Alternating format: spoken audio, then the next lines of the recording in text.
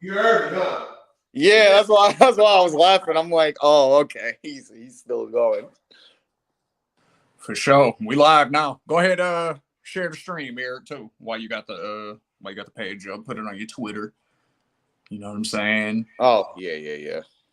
Follow the here, I'm about to share my shit too. Follow the what's it called? The Yeah, I'm like, I gotta refresh real quick so I can see what's going on. follow Eric on Twitter, y'all. You know what I'm saying? Even though I don't even use that shit no more, I gotta use that. Oh yeah, he don't. Yo, Eric is non-existent on Twitter. I know, right? I gotta start. Non-existent. I'm still there, but now I'm in the phase where I'm slowly starting to like phase out of Twitter. Whereas I know. I used So where you be at now? What's the shit? Is you still Instagram or Snapchat? I Where mean, we I at go with it in now? between Instagram and Twitter, but I actually joined I joined the what is it? I joined the masses, and I've slowly have been infiltrating the TikTok world. Oh, TikTok. Okay. All right. Yeah, so I'm sort of starting to get acclimated with that. So I just had to just start making a bit more. So I've been making a bit more content on there. So I just got to get a bit more familiar with that. So Okay. I got you. I'm in between there. I mean, I'm still on Twitter, but I just don't tweet as much as often because I know a lot of times I would usually, before I start tweeting, I always tweet out, thank you God for waking us up this morning. And a lot lately, I just jump straight into tweeting or just tweet whenever. Not like anytime throughout the day or whenever. Luckily, because the day job I don't be on as much, or if I'm working out, I just be scrolling, but I don't be saying as much. I'll say some stuff here and there, but now it's just like I say whatever and I go. Now it's to a point now where it's like it's a fucking cesspool in that bitch. It's a damn Yeah, cesspool. I mean, for me. It's really just like what you there for, Yeah. like, because I follow a lot of like video game content creators on there and like people who make stuff for the games I like to play or whatever. So I follow it for that, like, because I used to follow it a lot for politics, but then I started feeling like what you just said, and I was like, I'm I straight. mean, I So follow a lot of me and Eric, we started on here. We followed a lot of creators who are in the music, who are in the music industry, and all that other shit, just networking, and just we had we had a quote unquote community of creatives and music lovers, but everybody just branched out and did their own thing. So now it's like everybody got their own shit going on. Everybody still talks here and there, but not as often. And the timeline just be filled with they just be what's the word? They be talking about what goes on, news. They talk about opportunities that they never would get as far as what they would and wouldn't do. Talk about dating for the 15th billionth time. yeah, About why men and women aren't doing such and such for each other. Are niggas still talking about $200 dates on Twitter? Let's talk about that. all right. Well, hold up. We can definitely talk about that, but um, because this will be replayed, I'm sure, for those of people who miss. But I just want to say, starting off, welcome to Ethos Media Network. This is our very first live stream, y'all. So definitely appreciate y'all who are gonna be watching, and those of y'all who will tune in the future. You know what I mean? But just to start off, I'm the senior director of Ethos Media Network. I produce currently all of the content that's on the channel. So that would be our original show, which is OTI, Open to Interpretation. Season 1 is available now. You know what I'm saying? There's a whole playlist for that. Politics as Usual, which is my personal show, where it's exactly what it sounds like. I'm discussing politics. You know what I'm saying? And then also the bar exam, which features that young man up there, Eric, as well as the wonderful co-host he has, Al Rayner, and Mr. Marcus TV. So, definitely shout out to everybody who's definitely making the network a success. Shout out to my co-hosts for season 1 of OTI, which is the homie Twan and LOF Lack of Flaws. Salute to both of the homies right there. And yeah, man, so that's a little bit about me. I do a little of this, a little of that, But we got, like I said, we got 2 other people here today. So let's introduce them.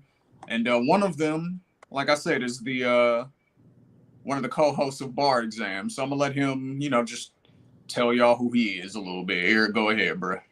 What up? What up? What up? My name is Eric G. The Eric G Life on pretty much every platform that you can find me on. I am a blogger. I've been blogging for God knows how long now, for probably like the past 7 years at this point. I'm a blogger for Ill Roots. I am also a podcaster for the Bar Exam. Me and my co-host, who is about to introduce himself in a minute, have another podcast called For the Cap. We are actually bringing back season 2 of For the Cap tonight, so tune in for that as well. And I also am a interviewer / website editor for a company out here called AZ Way Too Active. So yeah, I have a lot of hats. I do a lot, but yeah, I'm real happy to be here, and yeah, man, I'm just real happy to continue to keep pushing this content, keep pushing it forward. I know content has been a real heavy buzzword this week, which we're gonna get to, but nah, for real, it's that's what it's about right now, man. So I'm happy to be here, and yeah, it's a beautiful feeling. Yep. Word. Well, JT, tell us about you, man. What do you got going? Your Ethos family, you know what I'm saying? So, yes, you sir, get to be a part of the first live stream, you feel me? It's my first live stream. I appreciate y'all boys for having me on this live stream. So, what up, what down, everybody? My name is JT. As you can see, you can call me just JT. You can follow me on Twitter, Instagram, just JT. You can also follow my professional Instagram page as well, just the network, at just underscore dot the network, not dot, but just underscore the network. I'm a writer, I'm a blogger, I'm a podcaster, I'm a content creator. I'm a nigga who loves fitness. I can't call myself a fitness influencer or fitness trainer yet. As far as the influencer part, I'm working towards that. I do lifestyle as well. With Eric G, we have a podcast that's catered to music and lifestyle called For the Cap. Talking about music, the shit we love, and also calling out all the cap shit that goes on in this world. I also have my other podcast called Hot Sauce Podcast, where that's pretty much also talking about music, but we talking about pop culture as well. And that's with myself and my guy Sammy Socialite. So shout out my other co-host, Sammy. What up, though? I also got my blog, onlyjt.com, where I write motivational posts. I'm working on just other things as well with my blog site, my website. Yeah, that's what I got going on for right now. I got some other things that are in the works right now as well. Lifestyle, I've been doing a lot more, content on social media as far as with fitness, lifestyle, mental health, trying to be a better black man for all my folks trying to just work on improving themselves and just trying to just talk about my journey as far as me coming up as a black creative living in Atlanta, a content creator as well, just going and just documenting the day in the life of a nigga living his life as he's transitioning, as I'm working on my fitness shit, as I'm working on, my relationship with God, my spirituality, my love for working out, my love for lifestyle, and just pretty much bringing you guys into my world, and just also giving people another example as far as what the process looks like for a content creator, a black content creator who's out here living,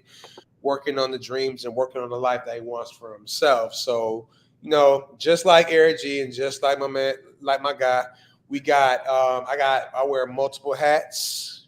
Hope you guys get familiar with my face and see me a bit more and see us a bit more and whatnot. But yeah, that's what I got going on for myself. You know what I'm saying? And also, I'm just a nigga who just loves talking music and a nigga who loves, trying to be better every day. Be his best self. No doubt. No doubt. That's what's up. Mm-hmm. So this is what I want to do with y'all, man, because like I said, we got 3 shows on the network. I want to kind of do a subject that we would do on 2 of the shows. Okay. So I want to do something that maybe we would talk about on OTI, which again is open to interpretation. Basically, the aim of that show is just to have difficult conversations that aren't necessarily had out in the open, or had without people feeling like they have to be PC about it.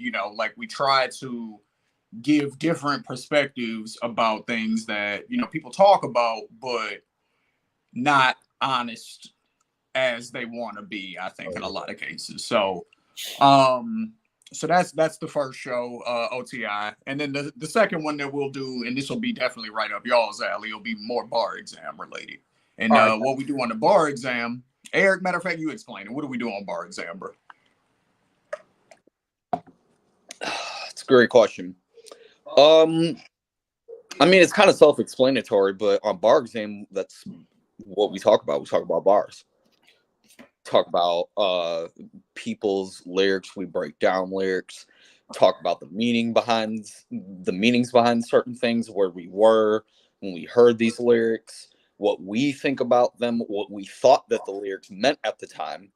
I can keep going down a rabbit hole with this thing, but yeah, we talk about lyrics. That's what we talk about. Mm-hmm. And even deeper on the subject, we talk about what the lyrics mean to us, right, as listeners. And just even diving deeper into it, we talk about, again, what we interpret that as, and then what it actually means. Right. Or what it means, or what the artist was trying to get across at that time, what they felt it meant. Yeah. So it can mean something to them at that point, but then later on it can mean something totally different. So yeah, it's a bar breakdown, but it's fun. It really is. All right. Yeah, hell yeah. Well, all right then. So this is what I want to ask. Actually, JC, let's start with you, bro. Where are you from? Because I heard you say "what up" though a couple of times. You from the D too? Nah. Okay, yeah. Where are you from? Not because of us. Nah, that's what happens when your calls is from the D, and also you've been watching a lot of BMF. But I'm originally born out of the Chicagoland area. I can't really say I'm from Chicago because I ain't from the city, I'm from the fucking suburbs. So I was born in Riverdale, but I was also raised out in South Florida as well. So I lived out in Broward County as well. Shout out Broward County 954. I lived out in Miramar County line and whatnot. So I lived in between Chicagoland and Florida. Went to school out of Louisiana, and I currently live in Atlanta, Georgia. Well, in Decatur, Georgia, the east side of Atlanta. So I'm from here, there, everywhere. Have a lot of a lot of slang, have a lot of lingo, have a lot of shit mixed in me and whatnot. As far as so you call it Chicago land when it's like the that's suburbs around Chicago. Yeah, Chicagoland. That's the shit outside of Chicago, outside the city. Okay, so in Detroit we call that Metro. We call that Metro Detroit when it's everything that's like touching the city, but it's not the city. You know what I'm saying? Mm-hmm. Like me and Eric, we grew up in Metro Detroit. You know what I'm saying? Same shit. So yeah. So I feel you. But all right, so where did you spend more time, would you say? Florida. All right, for sure. So what was that like? What was that like growing up in that area? Because that's like where a lot of the like the 2000s rappers, at least, that's where a lot of them came from, right? That same county. Yeah, majority. Or not, they from Dade County. How close is it to Dade County? No, I lived in Broward County. I think it was like third. Well, where I was originally staying by that's not county line, but like Dade County, like as far as the county Dade, I like for where I stayed initially where I went to middle school and high school, I literally was like probably like 5-10 minutes away from Dade County, the county itself. Now where I was at was in the suburbs. So getting from, I had to go from the highway. However, if I would have went up further up the street on further east side, then I would have been way, way closer towards Dade County, the city. So I'd say by Miami, I was pretty close, like where I was initially living, from like I guess third grade on to 10th grade. Yeah, like I was literally like right there by counting. It was like if I were to get on not 95, 75, 85. Yeah, if I was able to get on one of the highways, I'd be in Dade County within like probably 5-10 minutes. All right. So, okay, so this is a question I got for you too, then, because this is how it is in Detroit for sure. Just because it's a suburb, don't mean it's nice. Oh yeah. So when you say you grew up in the suburbs, was it like typically nice areas, or was it just not the city? Well, I'll break it down. When I first when I grew up, when I first was born, when I was first living in Chicagoland, like we were living in the suburbs, like they were all right suburbs. It was like black suburbs. So I started off in black suburbs where it's like, regular working class families. Shit would go down, but it wasn't as bad as it is today, but shit would go down in the suburbs. Like it wasn't like as nice, but it was decent enough. But then we moved into an area called Madison, and that was when we had our actual circle of family friends that we went to church with and who we grew up with. And I would say, had we stayed in Chicagoland and actually grew up for real in Chicagoland, that would have been the community that we had growing up. Like our group of friends that we have, our group of family friends that we had, we were like this. We were tight. We were tight. We were close. We would go to church together. We would be at each other's houses all the time. We would hang out all the time. Like our parents, like they would watch over us whenever, we'd be outside, or if somebody wants to have a birthday party or somebody wants to have a sleepover. We would just always, be around each other a lot. We would be around a very loving and supportive community that we have. And then when we moved to Florida, when we first moved to nearby Orlando for like a couple of years, we lived in like the Oviedo area. That's probably one of the only few times where we lived there, and I was the only black person there. Now, I'll say this from my experience. I'll say this thankfully, growing up, like I've been since moving in South Florida and whatnot, I've lived in a multicultural area where it's like there's blacks, Spanish. I wasn't really around white people like that until Davy and whatnot. But for the most part, I've always growing up knowing that I was black. So as far as the whole identity crisis thing, like I'm thankful to God I've never had that issue growing up. Regardless of how I grew up, regardless of my background, like I always knew that I was black. Like my mom and my daddy, God rest his soul, would remind me that and teach me the life experiences about that all the time. Even when I was younger, even in those environments, they would always teach me about what to expect and what it is coming up in the world as being black. So I always aware of my blackness from when I was younger. Now I didn't really know what it looked like at that time, as far as until I got around my own people, just seeing what it is for. But I always knew I was black.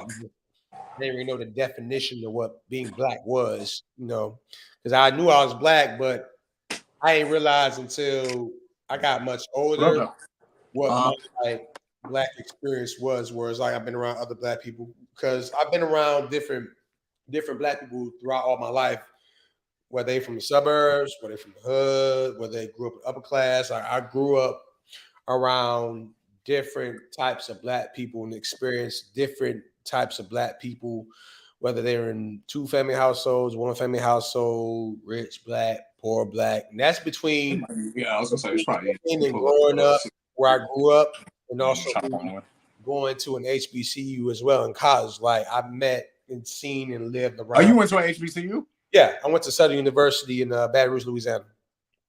Okay.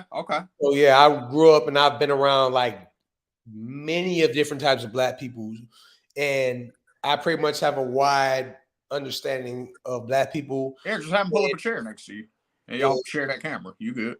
And yeah, learning early that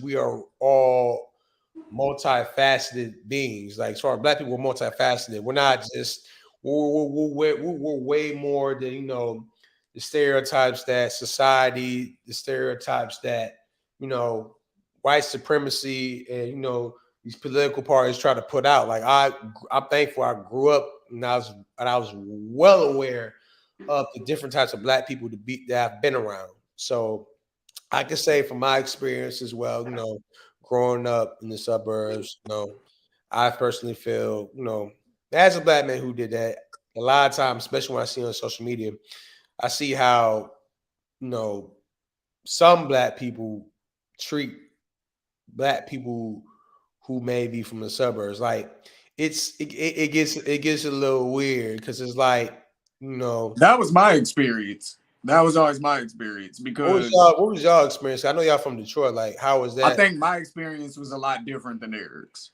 So yeah. So I think we got Lasco Bills in the house, y'all, by the way. You know what I'm saying? He's here to fuck with niggas, you know what I'm saying?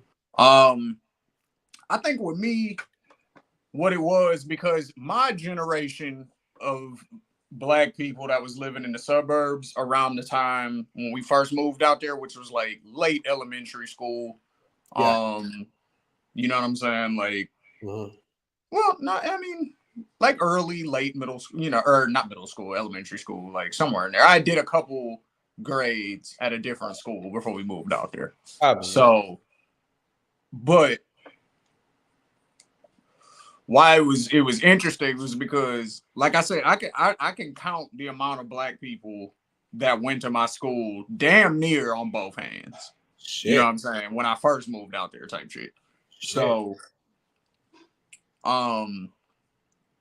so it was like that. So we was like damn near the first generation of black kids that was like kids in the suburbs, like not moving out there as teenagers or nothing like that. Like we was kids. We was like the first ones damn near, it feels like. So especially in that area, at least, like we definitely was. Oh, so you was only like first set of y'all like the first set of black people that were in that Metro Detroit. Is it Metro, right? Metro Detroit? Yeah. Well, in the particular area that we lived in, yeah, like we was one of the first black families, I would say. Okay. And so that shit was weird because, like, kids are just kids or whatever, you know what I'm saying? So they don't necessarily like mean harm or nothing like that, but they'll just say what's on their mind, like, you know what I'm saying? Right. Because they kids, like, and they just don't know better. We were like, when we was kids and whatnot, we're all kids. We're not really fully conditioned by the world. So it's like we still free and we still are able to say whatever it is we said, what's on our minds. Yeah. Without being trained to be conditioned to not say certain things. So it's like, Exactly. So yeah, that definitely led to them saying some probably wild shit. Like, I don't have no exact quotes right now, you know what I'm saying, off the top of my head, but they said wild shit, you know what I'm saying? Like every now and then. It wasn't like an everyday thing, I'm not gonna but every now and then they say some shit. It's like, yo, what the fuck? Like, you know what I'm saying? Right. So there was like this identity thing with me, because for like the first couple years I was out there, it was probably 95% white people.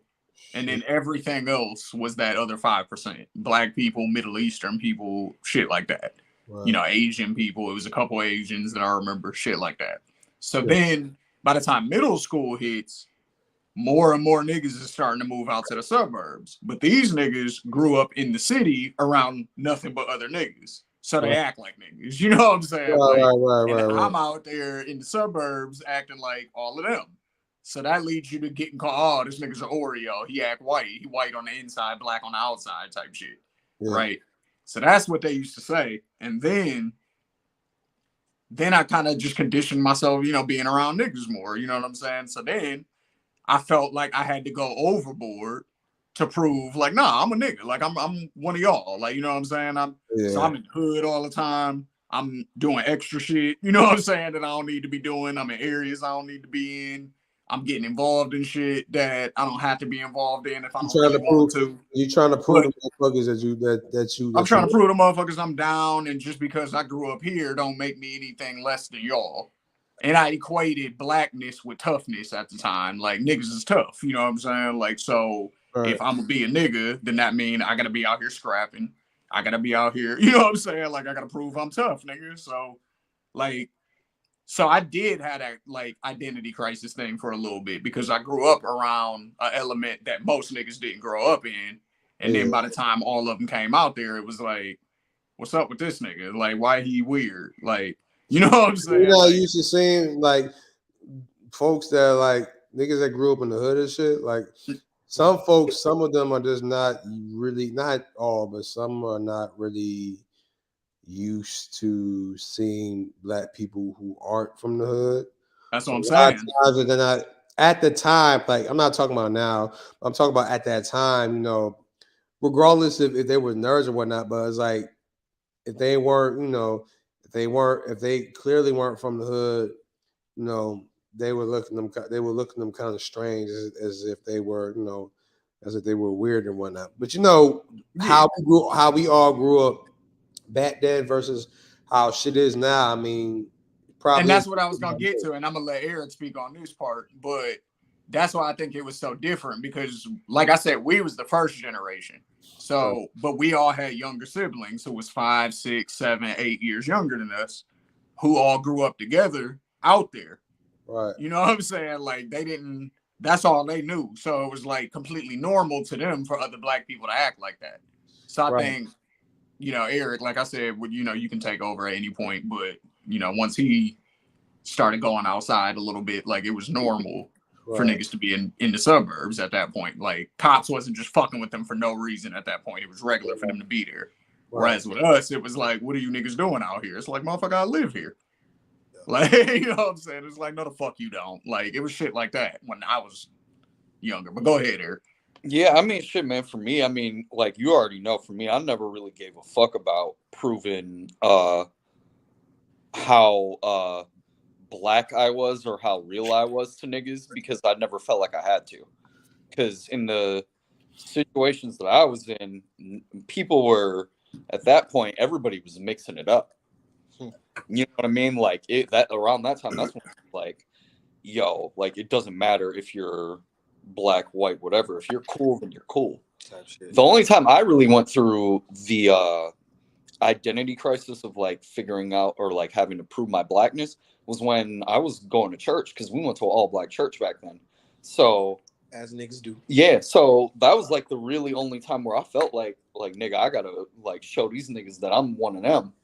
But other than that, like, when I was in school and shit, like, it was never that, because for us, like, we came up, like, you got to think, when I was coming up in high school, like, the era that I came up in, it was the era where kind of the same thing, which is a parallel for, like, music. That was, like, around the same time where, like, rappers were like, no, it's okay to be yourself, like, be yourself. Like, they were really preaching that. Like, that's when, like the mixtape era kind of started popping up. Like, when I was in high school, that's when, like, Wiz was popping, Mac Miller, Big Sean, that was like high school. Like, all of them, like the mixed Wale, like, all of them niggas, and they were all preaching that, be yourself, don't follow the crowd, like, worry about what other people want, or don't worry about what anybody else wants you to do. Like, you follow your own path and you figure it out on your own. It started earlier from that, like, and even with, like, the Cuddies of the world, like, it was definitely when came out. That's when it really started happening. But I don't think we weren't really fully. It wasn't like how it was, like, 09, 08, 09, you know, when Wiz and them started coming out. Well, Yeah. Kanye was like one of the first few people who came out who was like the complete opposite of what everybody else was. Because, you know, at that time, like 2003, 2002, 2003, you know, if you had 50, you had Jeezy, Hov was still around. Yeah, Wayne, the Hot Boys, like everybody was on that gangster shit. Whereas Kanye wasn't really on that gangster shit. He was on that conscious shit. He was talking some real live shit. But it was still, the music still hit the soul. He was talking about some soulful shit. He was talking about some real shit. You know what I'm saying? So it's like, it stood out. But yeah, like what Eric said, like for me in high school, I mean, I went the school I went to both a public school and a private school. The first half of my high school year, I went to a public school, and it was like pretty much in South Florida. You hang with the black folks, and the Spanish folks. Hang with the blacks and Latinos, black and browns. So I never really had a problem fitting in. Like I was a nigga who just pretty much knew everybody. So I bounced around. I mean, some niggas was clicked up here and there, you know. Cool niggas was clicked up here and there. We didn't really have no nerd niggas and shit like that. Like most of the cool niggas, most of the sports niggas, like everybody was clicked up. But it was like I was the nigga. The way I see it, I was a floater. I wasn't really necessarily clicked up. Although 10th grade, I would say I had a specific group of homies that I was with. Had a couple of niggas that came from New York that was there. So I was with them. I had my homie who's from Dade, a couple other homies out from Dade County. So it was like it was mixed up. Had a few homies who I played sports with. They was from the East Coast who migrated there from Florida. And you know, at that time, the only thing I will say that I was trying to prove was that, you know, at that time I didn't really like the fact that I was really from Florida at that time. And I will always just That's interesting. Why is that? Why didn't you like being from Florida?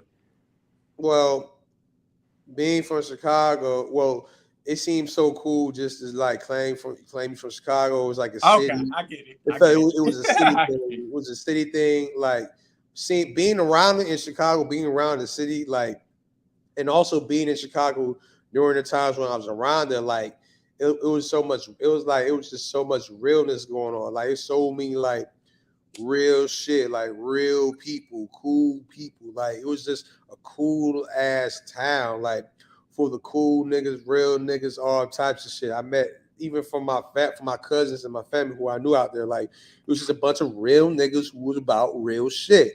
Yeah. While I was in Florida, like it was just to me at that time, it felt like it was too much like duck shit, too much lame shit to me at that time. And plus, I didn't like claiming I was from Florida because it was like I was just like the title of claiming that you're a suburban kid at that time. Like I knew I was black, but claiming I was a suburban kid, I didn't really at that time.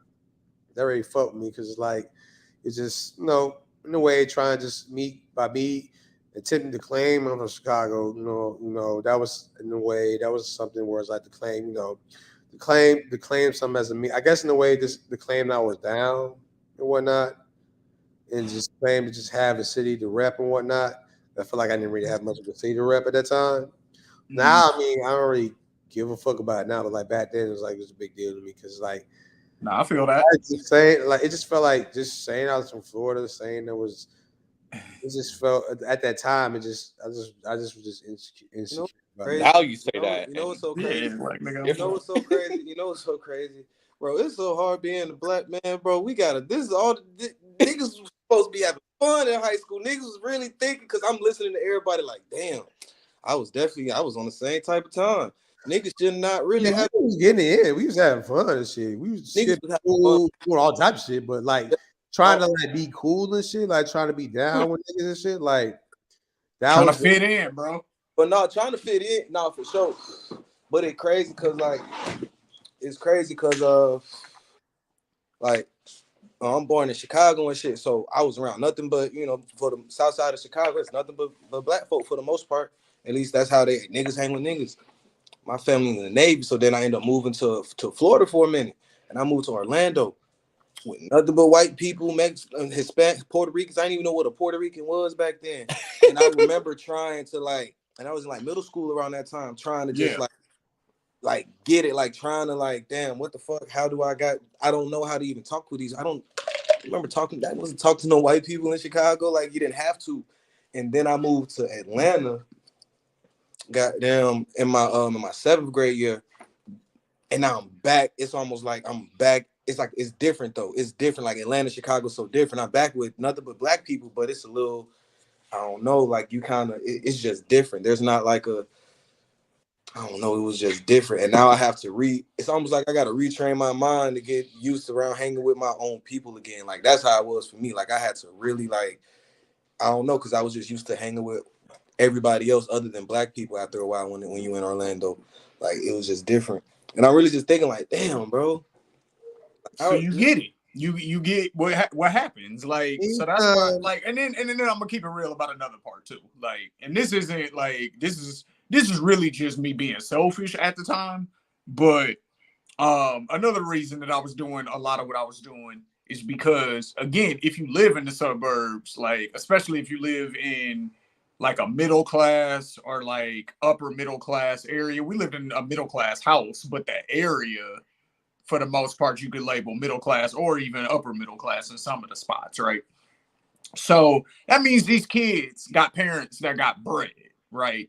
So now a piece of what happened during some of that time was my parents was going through a divorce at the time when I was in high school. You know what I'm saying? So my dad moved out. So he in a new crib that he's got to maintain while still supporting us. My mom is still in the original house doing it dolo now. You know what I'm saying? So it's like financial adjustments got to get made. But everybody else I go to school with still getting all the new Jordans when they come out, the new because I'm from the throwback jersey era. That's how old I am. But you know what I'm saying? The first throwback jersey era when Fabulous came out and shit. But that shit. Yeah. But but so you know what I'm saying? They're getting all the new throwbacks. They $300, $350, $400, $500 at the time. You got to remember, like. And that's a lot in 2003. You know what I'm saying? That's a lot of money in 2003. So it's like, and niggas was having new ones on every day with the matching shoes. I was just about to say, with the matching shoes. You know what I'm saying? With the matching fitteds. We was actually allowed to wear fitteds at our school. So it was like, they had a matching fitted with the headband. Like, niggas was extra too. But I seen that. But you know how niggas used to dress back then if you seen any of the memes. So that's really how niggas used to dress. Niggas really have the so I'm like, fam, I gotta keep up with these niggas, bro. Like, how I'ma get, you know what I'm saying? I gotta keep up with these niggas if I'm, you know what I mean? Like, because that image shit that we was talking about, like, that shit matters in high school. If you want to get girls and be popular and all that type of shit, you gotta be fresh.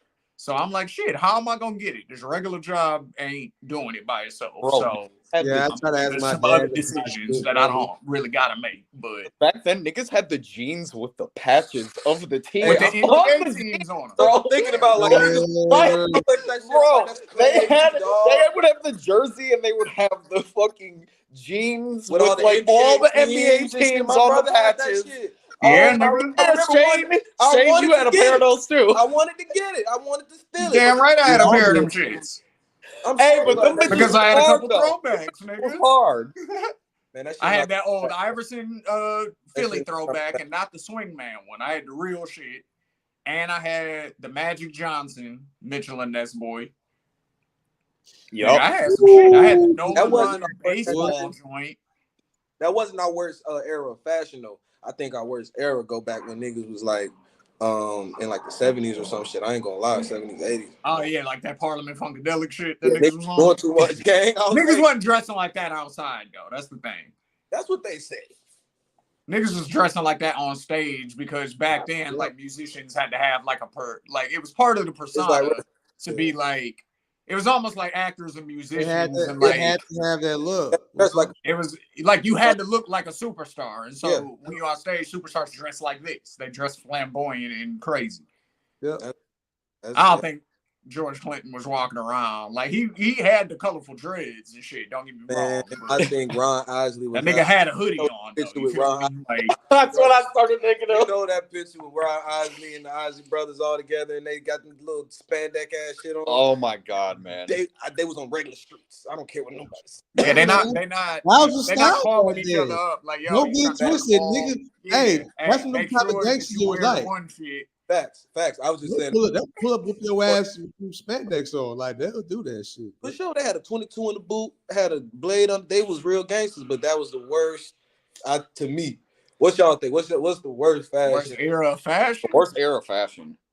When I had to say is when Hov made everybody wear them big ass button Trying to make everybody get busy. clothes and go, nigga. Oh, the big button ups. Yeah, with a hat on. All of us wearing them big ass button ups, bro. Dumb as hell. Like, with a hat on. That was fly as fuck. Like, dog, that shit was just looking back. That shit was so nasty. Dog, you know why that era was so bad? Because Jay only was like, yo, put a nice button up on. He ain't tell us nothing else. Nigga, everybody ain't tell us nothing else. He ain't tell us to wear. Hey, you know what's fucked up? He didn't even tell us to do shit. All he said was, I don't wear jerseys. I'm 30 plus. Give me a crisp pair of jeans. That's what he was on, bro. And like everybody just decided, oh, throwbacks ain't cool no more. We're Bro. wearing button ups now. Bro, Like, but that's during not that happening. time though, check this out. It was we ain't were telling in the shit. middle. We were stuck between wearing them button ups, and at that same time, G Unit came out. So we wearing the button ups, much plus the G Unit apparel, the G Unit shirt, G Unit sneaks, all that shit. We were stuck in between both. Like I remember that like in middle school, bro.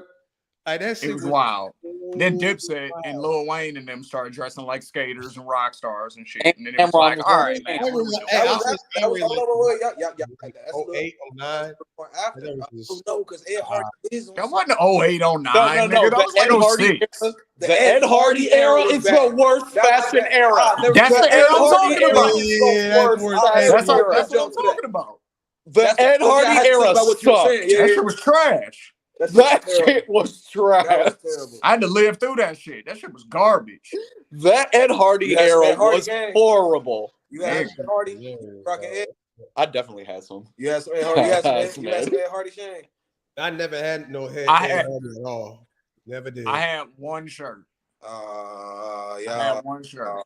I don't know if I ever actually bought any Ed Hardy myself, though. Like, I think I borrowed it off of a homie.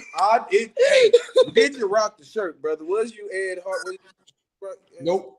Bro, back then, bitches, if you had an Ed Hardy shirt, bitches was on your dick back then. I'm saying. I give too much credit to Ed Hardy right now. I'm saying for like a solid 6 months. It might have been because I was in the South, but around that time, I don't know. Wait, what year was that? This was like 07, 08, something like that. Something like that. Nah, that shit was before 2009 and 10. Bro, wasn't wearing Ed Hardy. Well, actually, this was like 07. 2008, 2007. Yeah, this is like 07. 6, 7. Because around 2009, 2010, that's when the snapback era started. And that's when niggas started getting more fitted and niggas was wearing like Hollister and shit like that. Oh yeah. The Hollister black boy, white boy era. That was the Kanye. I love that era. I don't care what nobody say. I don't care what nobody say. That was a great era of fashion. The polo era, the polo and the Lacoste with the Sperry's on the bottom. You know what I'm saying? I fuck with the Prada sneakers. I never was able to get no Lacoste because it was too damn expensive. Oh, the Prada sneakers was the coldest. Man, that was hard. That was hard. Them bitches was fire. I was so mad I couldn't afford that shit. Man, me too. Because back then, if you had the Fila Pradas on, niggas was flaming your ass. Nigga, Fila was tripping when they did that. Good feelers, bro. If you had the Fila versions on back then, niggas was frying your ass up. Why they did that though? Why the fuck? I know, because some bitches was still cold, and I would have bought them shits too, but nah. But they did it on accident and been like, nigga, them ain't even the real shits. Yeah, because niggas pay too much attention to detail. Fucking bitch. Yeah, they do. I did pay too much attention to it, bro. Niggas would bend down and look at that shit like, nigga, is that real? Y'all remember niggas would get on niggas' head because they were like an Adidas shoes with Nike sweats and Oh yeah. What did Man, they call that shit? It's What did this they call nigga. that shit where y'all from? What did they call it, Sco? They called it Purple Chain. Yep, they called it Purpin. yep. Yep. Yep. Purple ass. Yep. Purpin. God, they killed me one day. I did that shit. Bro, I was so confused. I did that shit. And I was clean too. I don't give a fuck what them niggas talking about. Exactly. Oh God. This is clean, bro.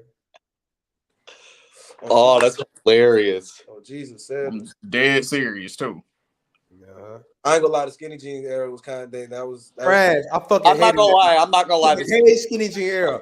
That shit was uncomfortable as fuck. I never wore skinny jeans. I never did it. Just I looked never like- did it. Eric can vouch. I was like, no. I wore straight legs. Like I wore I'll straight slim them legs, down a little like- bit, but I'm never going skinny. nigga said Nah, I was can't go jerking. skinny. That shit's uncomfortable. I was jerking a little bit, rejacking around. Blue jeans, bro. I had a pair of blue skinny jeans. Oh yeah, the jerk era. Bro, yeah, I back wore then, them. nigga, that's Smash when that. you niggas were wearing different colored jeans. Like niggas wore like green jeans or like red jeans, but they'd be mad skinny. Yeah, no, I was never with that. Well, I Here's- was. here's the issue. For one, legs way too skinny, and feet too big. Nigga Like if you got big feet and skinny legs, skinny Bro, that jeans shit is was crazy. Oh yeah, you're Like, done for. You're out of here. You You're done. can't do that. Yo, You look ass. like you're wearing clown feet all the time. Like you Bro, can't do they that. your ass So I was easy like, for nah. that shit, bro. I was like, I'll slim them down a little bit. I'll do that, but not skinny. Can't ever go that far with it. Bro, I never ever went that far as skinny jeans. I may have did it on accident, but I was like, when I wore it, I was like, damn, this shit is uncomfortable as I definitely bought some on accident before, and I'm pretty sure I gave them to Eric. I was You like, did. I'm straight on it. Yep. You did. They're too tight. because they ain't fit you Yeah, that wide. light blue joints. I was like, yeah, these are Yep. uncomfortable. I don't never even gonna wear wear them shit. these. I don't even wear them shits no more because they're too tight on me now. See. Yeah. He said, "What's Yeah, up?" dog. Always. I'm always looking for new jeans. What's up? Shit, I'm 32, so I mean, holla at me after this. See, now I'm at a point now where I'm starting to. I see y'all guys notice like slowly. I wouldn't say slowly, but some of the baggy clothes are slowly starting to come back. And I'm not gonna hold you. I kind of am for it, but like I'm in the point where like I would rather wear the bigger shirts. My pants don't have to really be that baggy for real. Like, I'm fine with straight legs. They can be slightly baggy, but like them big shirts, I'm fine with that. The I thing can wear about fashion now, though, as far as like just fashion and hip hop, is that we're in a really we're in an era where it kind of doesn't really matter what you wear now. It really don't matter. It really doesn't. As long as it looks good, and you like can pull it off just with a fit in general, then you're straight. Yep. Like you don't really have to follow a certain trend now. You can't. Your own trend. You can be your own wave. Ride your own wave. Oh, I got a question for y'all. I don't like black people wearing them expensive ass them expensive brands, the Louis, the Gucci's, and all that shit. Because black people be wearing that shit, be thinking they fly, and half that shit be ugly as fuck. I got a question for y'all. That's a fact. Yeah. I got a question for all of y'all as far as following trends, but in music though. Okay. Because Eric, they brought this up on the bar exam on our latest episode, so go ahead and go check that out. It's the most recent episode on the channel. Marcus brought up that everybody kind of sounds the same now, right? Like there's not really specific sounds tailored to specific like places or even really artists. You can kind of compare everybody for the most part to somebody else. You'd be like, oh, this is the next that person, this is the next version of this person, etc. Whereas back in the day, it wasn't really like that as much. Everybody had a unique sound. Like as soon as you heard somebody, you knew who it was immediately type shit.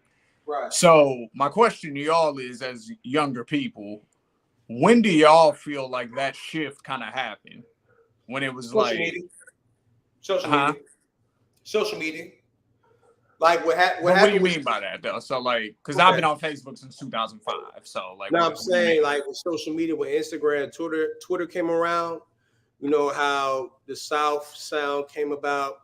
Like back then, before the internet became what it is today, like when you look at people from different areas, as far as, you know, the niggas that's from Chicago, the niggas that's from Florida, the niggas that's from New York, they would have a specific, this is music and shit.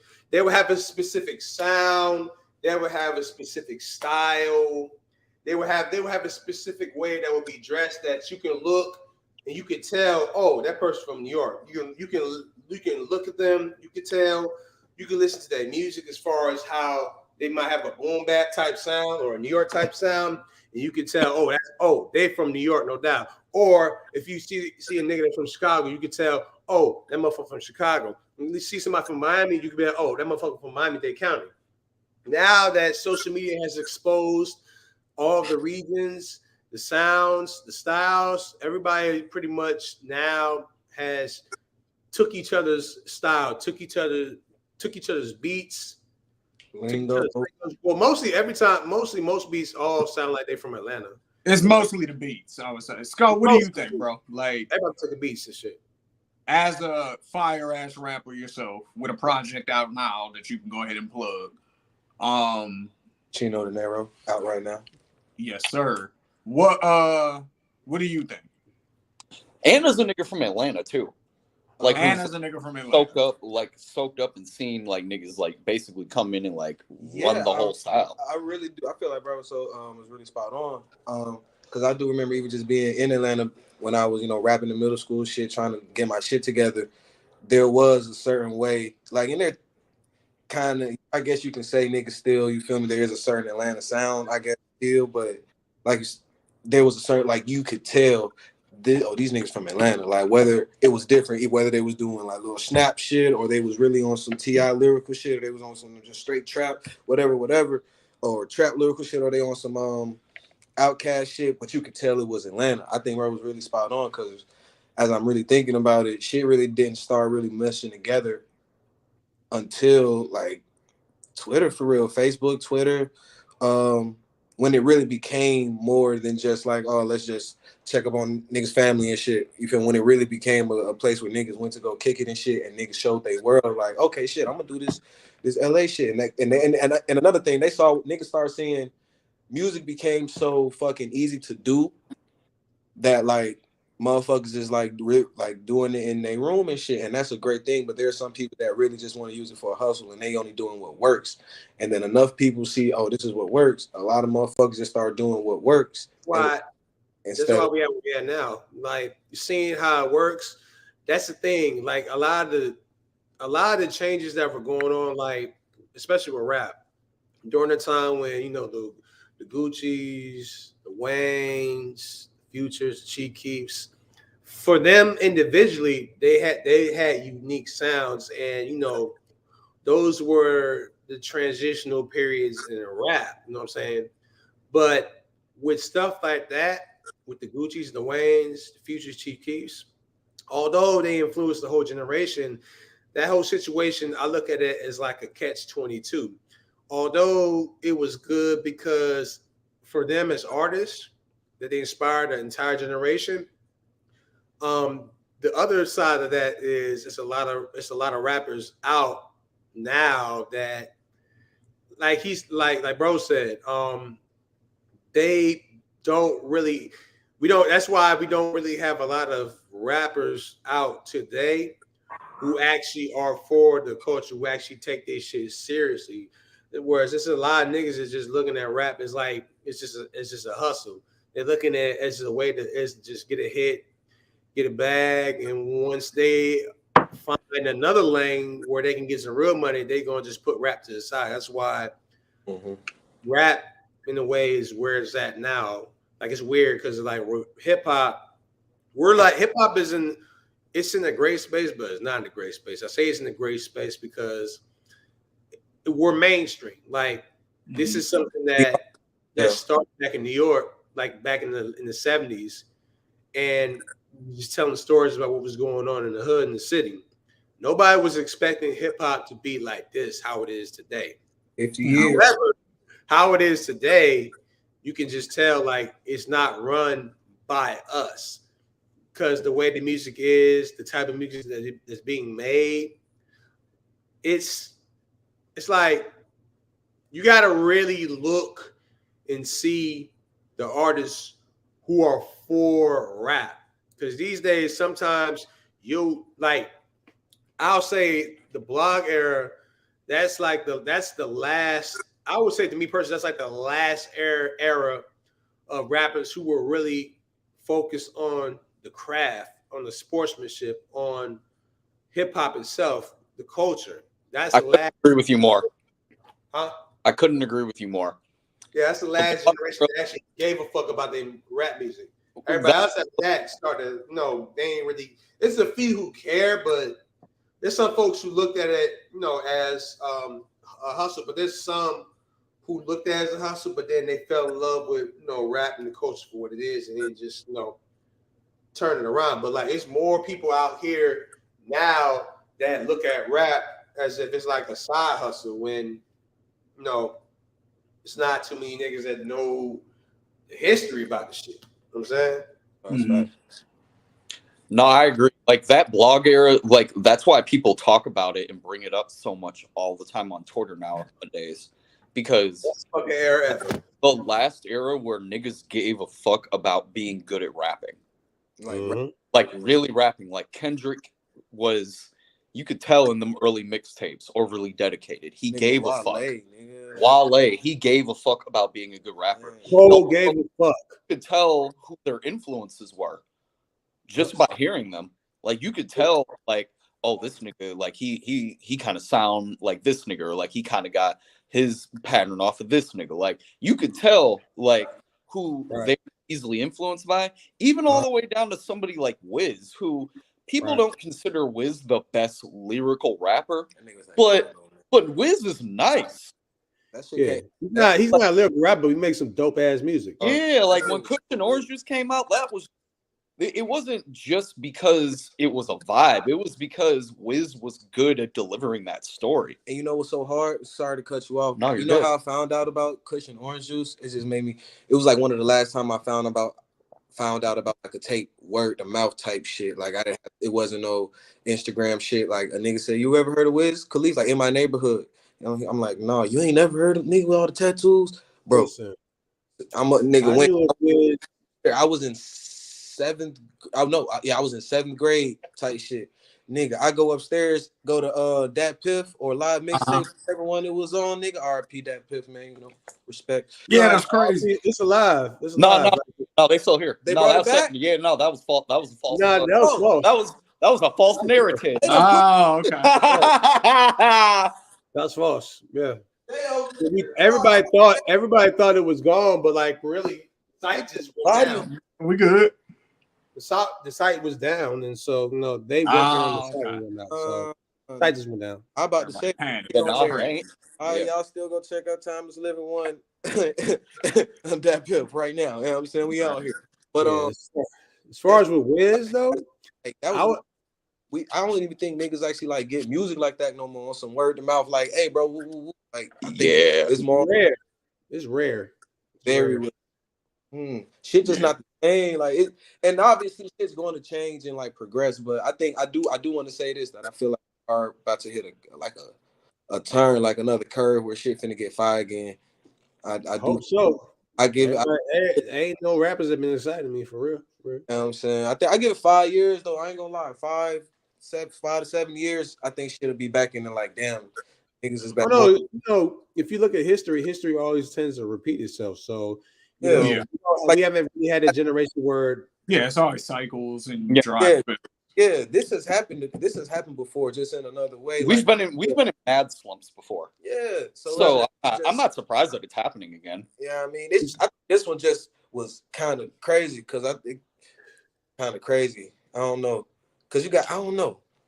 Well, you got to think about it like this. Like there was a little pump in the 80s or 90s. It just wasn't like that. Y'all got to get what I'm saying? Yeah, it was like, vanilla. Ringtone era, bro. The ringtone era. That was a dark era.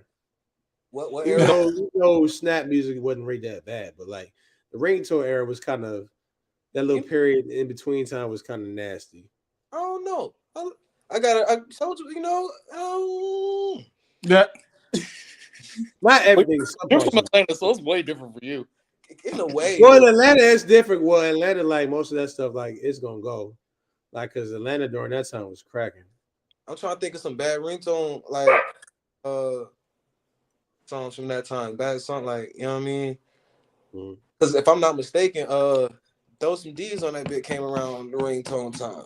That shit was hard. That shit was hard though. That's what I'm saying. I think too many. It was hard as this. The thing that saved the ringtone era was the fact that Wayne was out. I don't know. That's Wayne was running shit during the ringtone era. Wayne been running shit since been running shit. I mean, yeah, but like that's when like he was like kind of like a bright light like amongst like a shadow of like he was getting ready to transition into that era. Were like he was the only one who was consistently putting out good shit around that time, whereas everybody else was kind of hit or miss. Him and Gucci really around that time. Gucci was Wayne and Gucci were holding it down around the ring. They're the first ones. There, Gucci and Wayne was the reason why music is at where it's at today. Which, like I was saying earlier, that's a catch-22. You know, they were the only two who were dropping continuous, consistent mixtapes over and over and over again, and all them bitches was fire. Whereas other artists tried to do that, but a lot of they shit just don't be good. That's why the shit's microwavable as fuck. It's like niggas is always consistently dropping music. The only person that was, well, they don't do it no more, but they used to do it. The only person that was able to do the same shit they did was Future. The GOATs. Mm-hmm. Future basically. The whole era was like a catch-22 because it's like it said that whole era like it's set up for where we at now. To where it's like, you know, although for them it was good, but it made other rappers think that they could do the same thing, but they can't. Yeah. I agree. But I'll say this though, during that time, I've been saying this back then, even during that prime, but I'll say it now. I wasn't really that big on Lil Wayne like that when he was in his prime. Nah, you had to go back and. I mean, I like Carter 1, Carter 2, but like those are my favorite Wayne, too. Yeah. I like Wayne, but like when I started to not like Wayne, that was the time when niggas started to say he was better than Jay-Z. Like I tuned out. I tapped out. I went on the island by myself. It's debatable. It was just like during that time, it was just like we wasn't really that far removed from. To me personally, it felt like we wasn't really that far removed from the Black Album, which. You know, that's when Hov fake retired and whatnot. So I was just like, when people were saying that, it's like, I'm like, nigga. When people were saying Lil Wayne's the best rapper alive, like, nigga. He said best rapper alive since the best rapper. Yeah. He was talking about Hov. He was facts. This nigga's the fucking GOAT. God damn it. It is debatable though, in all honesty. It's a very debatable thing about it's debatable now, but me personally, you said at that time. Wayne overrated me. What year is that? So when you talking about when he was actually saying best rapper alive, it was like I remember it was like 06. 05, I know 06. Okay. 05, 06, yeah. Because Carter 1, Carter 2, like Carter 1, Carter 2, like I was fucking with Wayne. Like when Carter 2 came out, hard. Like I'm fucking with it. Like when Money on My Mind came out, I was like, nigga, that's that. I like, nigga, that's that hustler music in the money on my mind. I was like, nigga, that's that shit, boy. That's that shit, boy.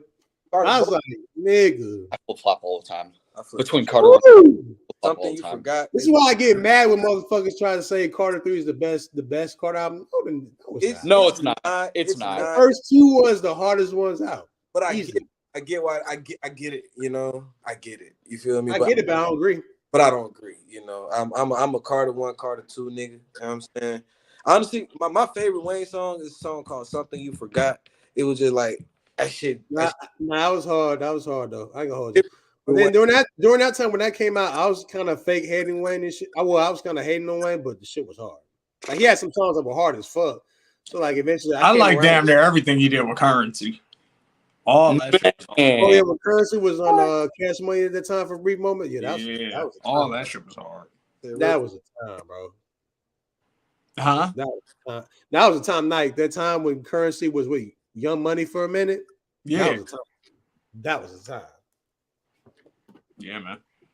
All right, fellas. Tell everybody your social media so we can get up out of here. You know what I'm saying? JT, where they gonna find you at, Brody? All right. You can find me on Twitter and Instagram at JustJT, JayTYTEE. And on Instagram, you can also find my professional site, Just the Network, _the network. You can find those on Instagram. And again, Twitter, Instagram, find me JustJT, JayTYTEE.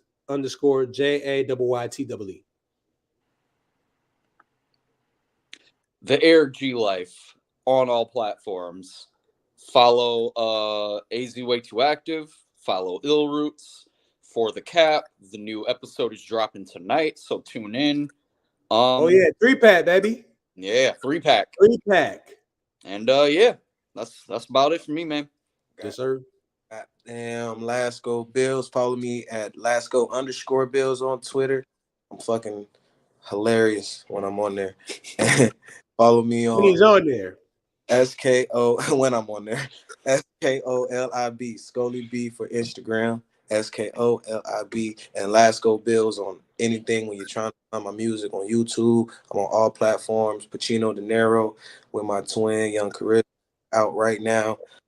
Goddamn, new project coming next month. Most likely, we'll see if I finish it. But we out called 285. Y'all hit first exclusive niggas called 285. Good old goddamn 285. 285, but like with 200 as what TOO as well, because it's like it's I'll explain it on another goddamn podcast when I get a chance. But yeah, fuck with your boy. I know. We was on that bitch. I was on that bitch earlier today. Fucking Atlanta traffic, dog. Yeah. All right, peoples, and you can follow me on Instagram at Shane_Ethos. Please follow the page on Instagram as well at Ethos Media Network. Please follow the Bar Exam Instagram page at the Bar Exam POD. That's the Bar Exam Pod. And you can follow me on Twitter too, Shane_EMN. That's for Ethos Media Network. Mm-hmm. And yeah, man, I appreciate y'all. You know, those of y'all who popped your head in for a little bit here and there. I saw the number was flickering a little bit, so definitely appreciate y'all who stopped in. Appreciate y'all who are watching this after the fact. You know what I mean? Tune in. We'll be doing these a little bit more regular. You know what I'm saying? But in the meantime, make sure you tune in on Mondays for the Bar Exam. Make sure you tune in on Saturdays for Politics as Usual. And we're bringing back OTI, Open to Interpretation, real soon. We got a few other shows, you know what I'm saying, that are coming down the pipeline too. So check us out. Make sure you like, you share, you subscribe, and we'll catch y'all on the next one. Peace. Yes, sir. Real whiz shit. You bitch.